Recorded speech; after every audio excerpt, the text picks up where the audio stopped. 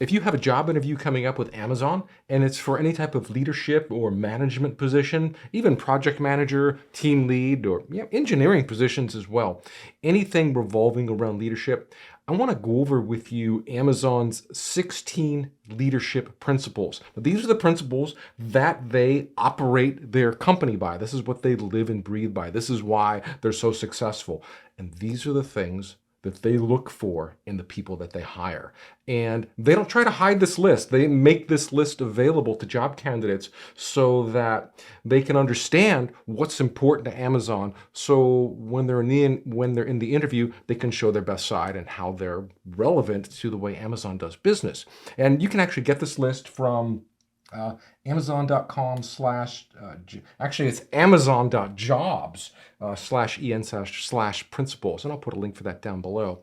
But what I want to do is I want to walk you through these principles, and I want to talk about each one and tell you what it means and tell you what Amazon is looking for when they say these things, and then how you can provide examples in your stories and your interview that show that you're relevant to what Amazon is all about. Okay, so right here at the top, they say leadership principles. These are our leadership principles that we use every day, whether we're discussing new ideas for projects or deciding the best approach to solving problems. So they use them in two different ways.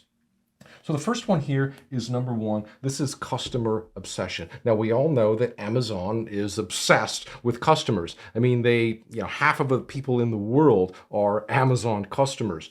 And if you're a customer of theirs, you probably know that they will bend over backwards for you. They will do whatever it takes to make you happy. And this is how businesses have built themselves to be just gargantuan giants over the years. I mean, Walmart does this. Sears is no longer around anymore, but that's how Sears built themselves. Target, any of these big stores, they're all obsessed with customers, and they will do anything to make sure that the customers are happy. So let's take a look through what they're looking for here. They say leaders start with the customer and they work backwards from there. They work vigorously to earn and keep the customer trust. So what you would want to do is talk about examples from your past where you built a relationship with your customers and you established that trust. Now you might be saying, Don, well, I didn't actually deal with end user customers or consumers, I dealt with internal people, and that's okay. That's what Amazon means by this as well. It's not just consumers are their customers. There are businesses that are their customers. They have what are called internal customers. So they might have you might be a customer of a different department within Amazon. You might be doing some work for one department. So even though you both work for Amazon,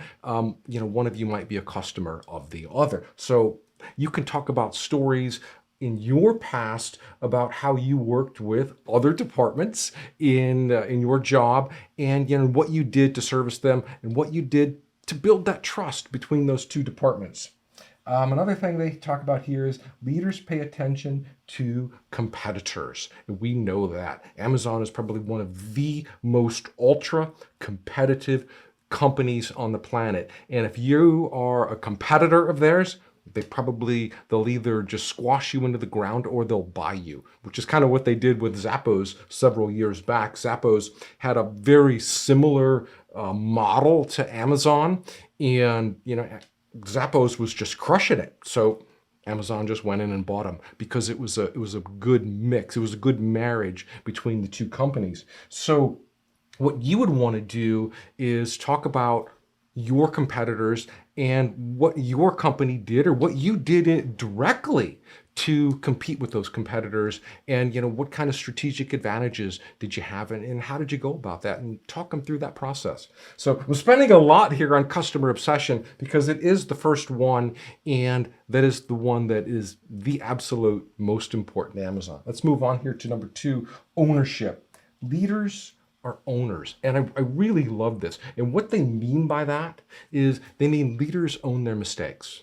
If you screw up, it's your fault. It's not your team's fault. It's not Johnny's fault or Linda's fault. It's your fault. So if you have a team of people and you're doing a project and let's say, two of them aren't pulling their weight and you get behind and you don't finish it on time, it's not their fault.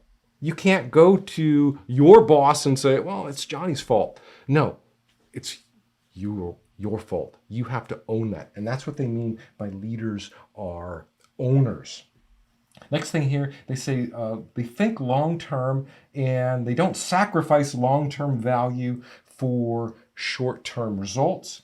They act on behalf of the entire company, beyond just their own team, and they never say, that's not my job. And that's one of the things, that's my big takeaway from that, because in any job that I've worked at, I've always worked with some people who will be like, that's beneath me. That's not my job. I won't do that. Those people aren't leaders. Those people, they're just going to kind of get kicked to the sidelines. So you want to talk about how you wear many hats in the company that you worked at and that you were willing to do whatever it takes. I mean, you emptied the trash can, you fixed the copy machine, you changed light bulbs, whatever it was, things that weren't your job. Talk about those things and that you did them cheerfully. You didn't do them begrudgingly. It's very important. So let's move on here to the next one. Invent and simplify.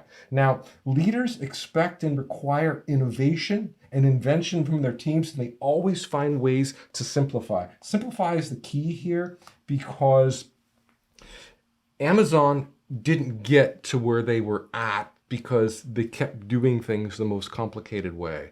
They collected massive amounts of data, and they're a very data-driven company, and they collected massive amounts of data about their products, about their customers, and everything around that. And then they found ways to eliminate certain parts of the process to streamline processes so they would go faster, so they could be more efficient. And that's how they beat out the competition. So for you, what you would want to do is talk about things in your last job about how you took a complex project, a problem, or a process, and you simplified it, and you made it easier to use, and it streamlined something for your company, and maybe it saved your company money, maybe it saved them time, maybe it improved something. Whatever it is, try to share that and bring that into the conversation.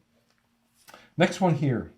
Leaders are right a lot, and they have strong judgment and good instincts. And that's true. I mean, leaders, they're right a lot.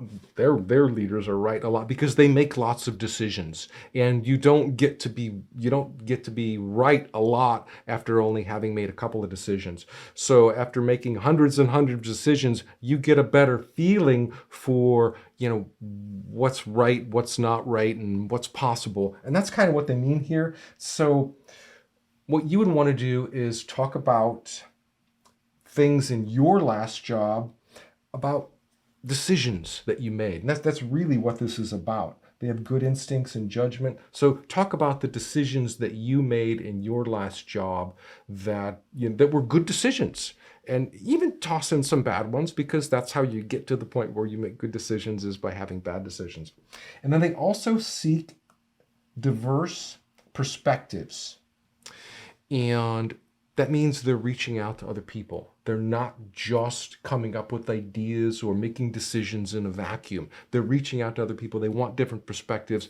They want to know what this group thinks, what this group thinks. They want to know what the whole team thinks. And then it's their job to take all of that information and make an informed decision. And that's how they do that. And they always work to disconfirm their beliefs. And what they mean by that is, once they believe something to be true, they'll try to disprove themselves. That's why they're so successful. That's why they only make good decisions, because they come up with an idea about how to improve something, how to make something better, and then they're like, okay, what if I'm wrong? Let me try to prove that I'm wrong. So they'll go to work and basically try to disprove themselves. So if you have examples to share from your past experiences, that's great too. That would be helpful. Now, as we're going through these, Some of these get pretty deep, and I'm not expecting you to go into your interview and have stories for all 16 of their principles. That's not realistic.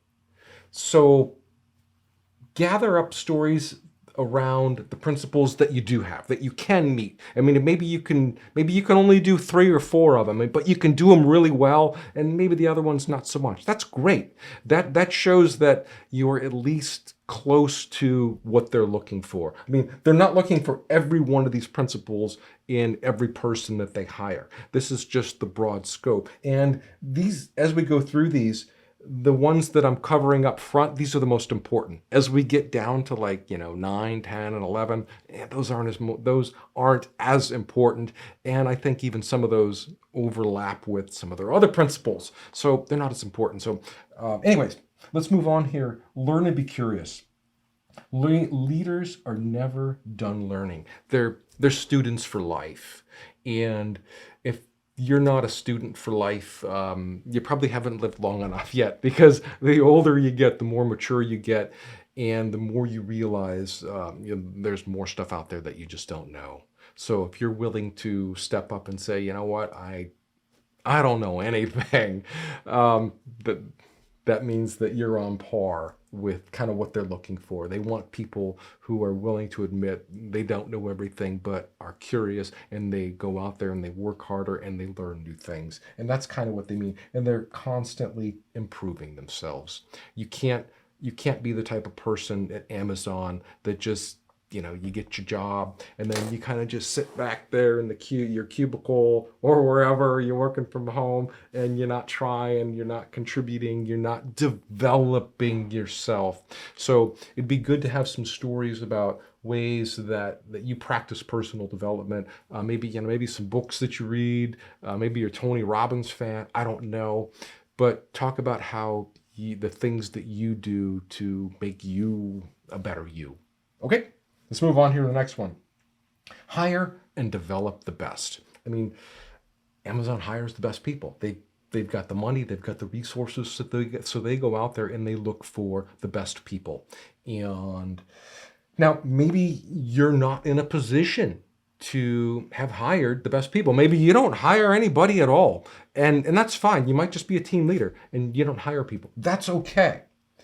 But at least you want to be aware of what they're looking for. So if you have hired people before, you want to talk about the things that you look for in top talent, that are relevant to the things that they're looking for. So they say leaders raise the bar with every hire and promotion. They recognize exceptional talent and willingly move them throughout the organization. So what that means there is they're developing them. So when they hire somebody, they develop that person. They don't just hire Johnny and stick him in the back room of accounting and let him rot.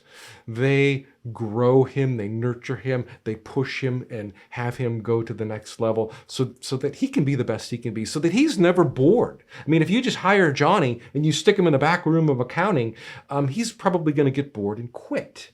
So you want to inspire the people that you hire to grow. And that's kind of what they mean. They move them throughout the organization. And they develop leaders. And they coach others. And that's what a good manager will do. Once they hire you, they will coach you, they will develop you so that you can be the best you can be. And all right, next one here. They insist on the highest standards. We know that. Amazon is really big on standards. They say leaders have relentlessly high standards. Many people think these standards are unreasonably high. Leaders are continually raising the bar and drive their teams to deliver high-quality product, service, and processes. Leaders ensure that defects do not get sent down the line and that problems are fixed and they stay fixed. So there's a lot to unpack there. The key here is that they have standards and principles that they live by, that guide them. They're guiding principles. So for you would want to talk about what your principles are in your company and what your standards are and how those relate. I mean, and Maybe they don't. I mean, maybe you work for a company that has really low standards and principles. Um, that's going to be a tough sell to Amazon then. But hopefully that you do work for a company with some really high standards. And I'd like just to take a quick digress here. Like if you came from another company, let's say you worked for Google, and we know Google has incredibly high standards for all of their products. So that would be a perfect, they would have some perfect stories to tell. I mean, you almost really wouldn't have to get into the details of the stories. You would just get credit alone just for working for Google, because Amazon would recognize them as already having those high standards. So they would just assume that you have them too. For other people who haven't worked for companies with known high standards, then you're going to have to sell yourself, and you're going to have to talk about what your company has done or how you have set standards in the company. Okay, next one here. Think big. And we all know that Amazon thinks big, very big, and they are the biggest because they dream big, they think big. And what they're saying here is leaders create and communicate a bold direction that inspires results.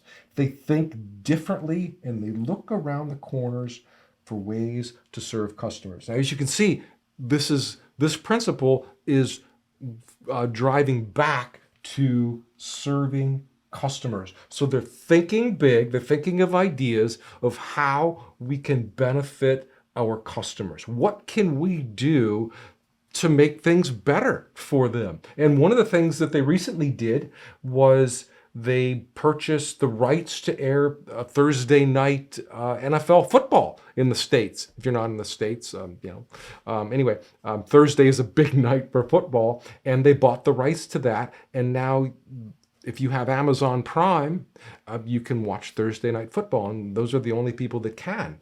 So that's one of the things that they did. They're making things better for their customers. So if you have some stories to share about what you've done to make things better for your customers, and it could be anything. I mean, it doesn't have to be big. It doesn't have to be big like buying the rights to football. I mean, maybe you had some ideas in your past company where you had an idea that would just improve something for your customers. Maybe it would make something a little bit more efficient, a little bit better, a little bit faster. Maybe you made it easier for them to pay their bills. Whatever it is. Those are the stories that you want to share with Amazon to show them that you're always thinking, that you're thinking about your customers and you're trying to improve things for them. Okay, next one here. Bias for action. So speed in business matters. Many decisions and actions are reversible and do not need extensive study. We value calculated risk taking. And that's the key there, calculated risk taking. And previously, I mentioned how Amazon collects massive amounts of data, and they analyze that data, and they make calculated risks based on that data. So if you have some stories to share around those areas, that would be great. I mean, not everybody will, but talk about how you basically this is informed decision making. You're collecting data and you're calculating that, and then you're making a decision. So if you have stories around decision making, informed decision making, those would be the stories to share for this. And now I want to break away here from a second. In the interview, Amazon isn't going to go through each one of these 16 principles and say, okay, Don, tell me about a time that you had some bias for action, or tell me about a time that you were frugal. They're not going to do that. They're not going to ask questions directly around these principles.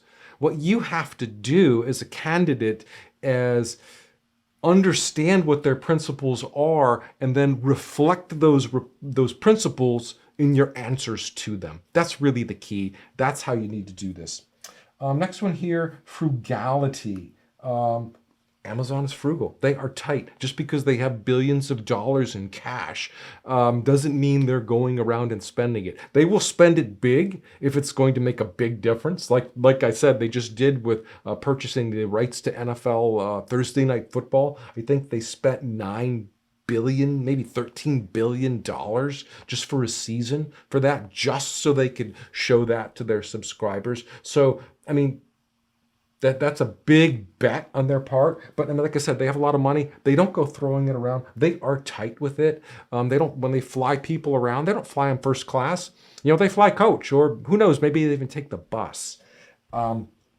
So to show them that you are also of a frugal nature, talk about the things that you've done. Talk about how you've had to do more with less. I mean, maybe you had some old technology that you were working with, and and you kept using it. Costco is a great example here. I mean, we all know Costco, huge company, billion-dollar company. They are tight. They are super frugal.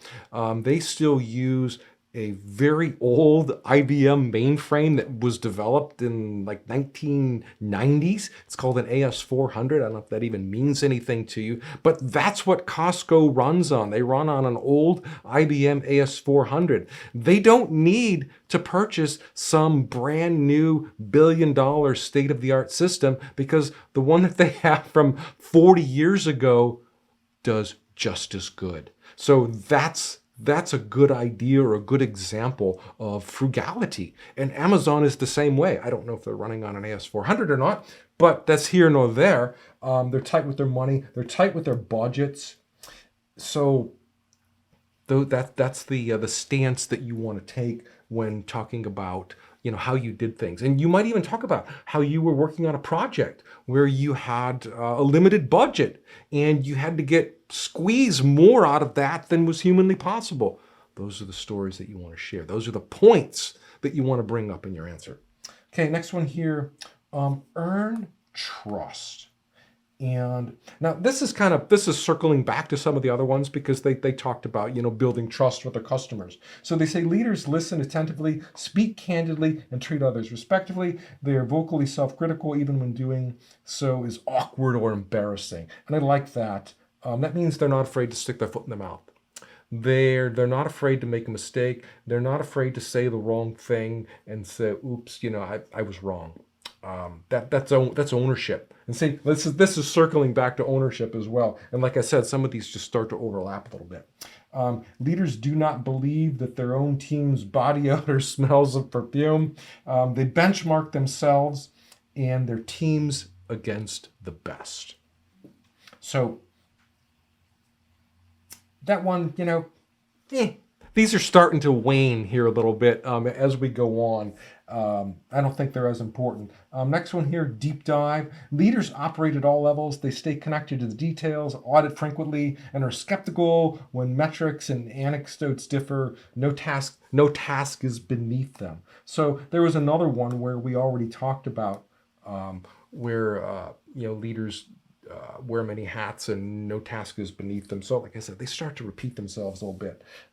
So they probably really don't need 16 principles. I could get this down to 7. I really could. But anyway, let's move on here, because there are some tiny points in some of these other ones that we'll look at. Leaders have backbone. They disagree and commit. Leaders are obligated to respectfully challenge decisions when they disagree. So I do like that. So if in your last job where you worked, you're a leader or manager, and you disagreed with someone, those would be good stories to share about how you challenge someone on their ideas, their beliefs, and that you felt that you were right, but you were also open to being wrong. So let's see, leaders have conviction, they're tenacious, they do not compromise for the sake of social cohesion, blah, blah, blah, blah, blah. Next one here, deliver results. Leaders focus on key inputs for their business, and they deliver them with the right quality and timely fashion. Despite setbacks, they rise to the occasion and they never settle. There's not a lot to take away from that one. Next one here, they strive to be Earth's best employer.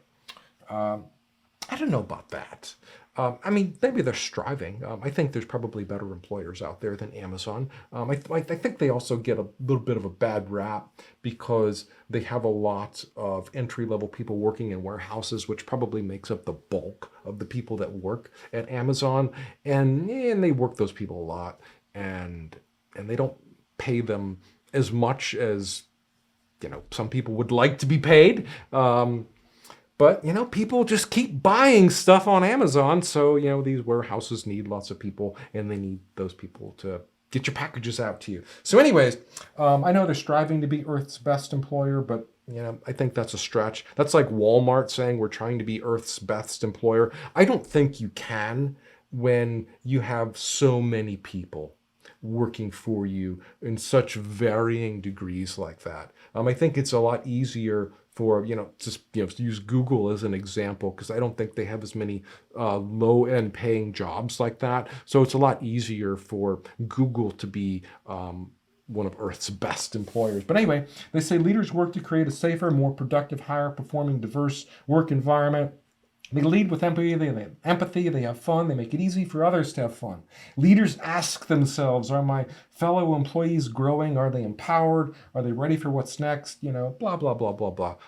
Not a lot of huge takeaway from that.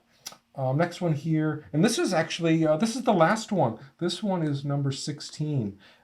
Success and scale bring responsibility. So we started in a garage, but we're not there anymore. We're big, we impact the world, blah, blah, blah. We must be humble. I think this would be something that they could just throw on the front of a job description as an introduction to who they are. I don't know if this is so much of a principle, or it's maybe they mean it to be like all of their principles kind of jammed into one. But my point here today was just to walk you through some of these key principles. And like I said, the ones that are most important are customer obsession, ownership, invent and simplify. We're right a lot. We're curious, always a good one. Hiring the best people, also very good. And insisting on the highest standards and think big. I think those are the most important ones. So if you can build those principles or that into your interview, or show Amazon how your past work is representative, what their principles are, that's going to help you. It's going to help them see that you're more like them. And that's really what this is about.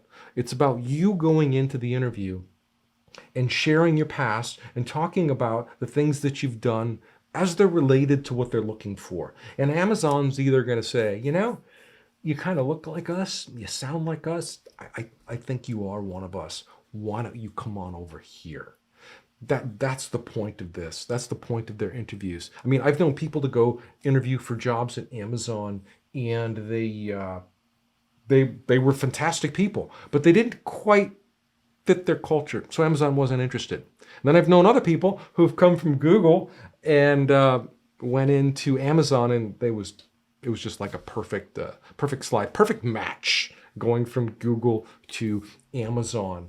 And because Amazon has a lot of respect for Google and companies like that, so they kind of like to essentially poach people away from their competitors like that. Although I don't know how much of a competitor Google is to Amazon, but anyways, I hope this gives you a better idea for what you can do to prepare for your interview. Now, the cool thing is about these principles, you don't have to just use these for an Amazon interview. I mean, maybe you have an interview, with a bank, a Chase Bank, or maybe even a company that really nobody even knows of, small company. Reflecting the messaging of these principles into the fabric of your interview is going to make you sound good. I mean, these are really good principles that anyone should live by, or any company should live by. So if you can go in there, and any company really, and show them how much that you're like this, you're going to do well in the interview. But this is really just covered from the point of an Amazon interview, and that's really about it. Now, one of the things I do for people, and the reason I even made this video is because last week I had a client of mine, said he had an interview with Amazon, management position, And he wanted me to sit down with him and go over all of these principles and talk about them as they related to his experience. Now, that's something that I do with people. And if you're interested in that, you can go to jobinterviewtools.com/HPC. And I'll put a link there because my handwriting there is terrible. But I'll put a link down below, and you can basically register for a coaching session, a Skype session, essentially, where you and I will sit down and I'll have your resume and I'll have all your background information, and we'll talk about how your background and how the things that you've done are aligned with these principles. And and I love doing, and I do these all the time for people who have interviews with Amazon, and I do them for people, with $100,000 jobs, $250,000 jobs. I recently just worked with a guy. He got hired by Amazon. It was a $475,000 job with Amazon. And part of the reason that he was able to get that job is because he aligned himself to these principles. And those are things that I can help you do. Now, if you are fundamentally not aligned with these principles, I can't really twist things around so to make you fit. I mean, you have to be of this nature. Otherwise, it's just going to show in the interview. And we're not out here to help anybody deceive anybody or help them be something that they're not. Amazon will just, see right through you. So that, my friend, is all I have for you today. I hope you enjoyed this. Kind of a long one here, but just to go deep into these principles requires a lot of time. And if I were to actually do this with you over Skype, it would take us probably about an hour to do, specifically with you. So again, that's all I got for you today. But hey, while you're here, if you do have an interview with Amazon or any job interview that matters, head on over to jobinterviewtools.com and you can download this book here for free. It's my top 10 questions and answers. This is going to show you how to answer questions that you're going to get asked in any interview. And they're just the more common ones, like tell me about yourself, why do you want to work here? What are your weaknesses? Also has questions to ask employers. And this is my gift to you for free. You can get this from jobinterviewtools.com/top10. Just put in your email address, tell me where to send it to, and I'll get it right out to you. And it's just going to help you get a better grasp of how to frame your answers. And combined with these principles here, Amazon's leadership principles, and this guide, you're going to be able to give answers that are definitely on point with what Amazon is looking for or anybody else. All right, my friend, that's all I have for you today. Wish you the best on your interview with Amazon. And hey, we'll see you in the next video. And if you want to get notified every time I release a new video, please subscribe. And if you found this video helpful, or you actually get hired by Amazon after watching this video, please give it a thumbs up. I would very much appreciate it. Helps me understand the content that you like. All right, my friend, I will see you in the next video. Take care. Bye now.